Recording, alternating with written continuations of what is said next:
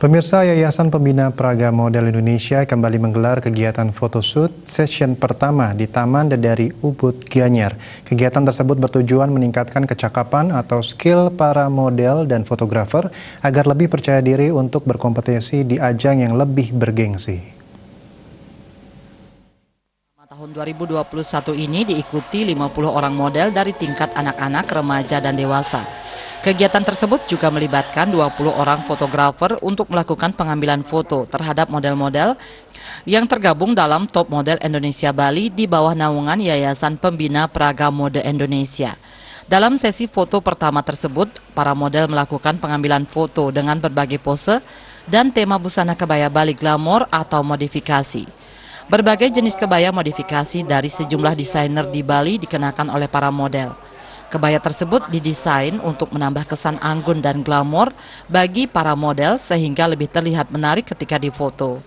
Kegiatan itu juga didukung oleh Penglingsir Puri Ubud yang juga owner Taman Dedari Cokode Gede Rakuskawati.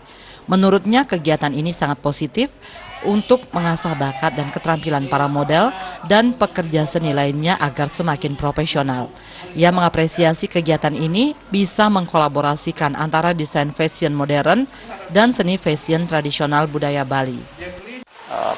Anak-anak di kekinian di 4.0 seperti sekarang ini masih mereka mempertahankan nilai-nilai tradisi. Jadi satu pihak tradisinya kita tetap pertahankan, kemudian modernnya kita terima dengan baik gitu. Jadi dua aspek ini harus tetap dipegang sama anak-anak, tradisinya masih kita jaga dengan luhur sekali.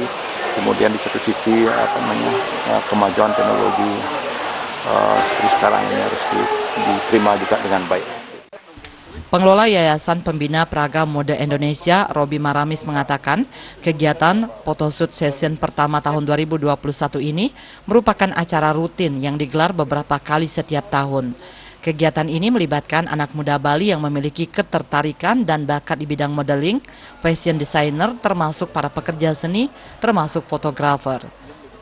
Melalui ajang ini mereka diberikan ruang untuk berekspresi dan melatih keterampilan di bidang modeling, fotografi, maupun fashion designer.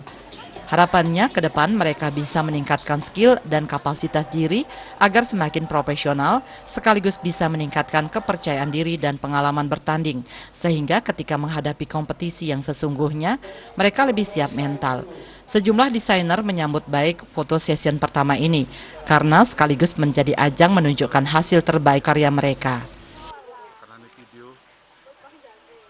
Ini saya kebetulannya dapat kehormatan untuk sponsori Top Model Indonesia dengan desain sendiri yang temanya kayak Bali tetap, tetapi ada modifikasi sesuai dengan imajinasi kita. Ya, ini kombinasi batiknya dari Jawa Barat ya, Jawa Barat.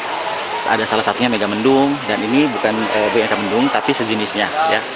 Dan menurut saya tidak hanya kebudayaan yang ada di Bali saja yang harus kita lestarikan, tapi di Indonesia.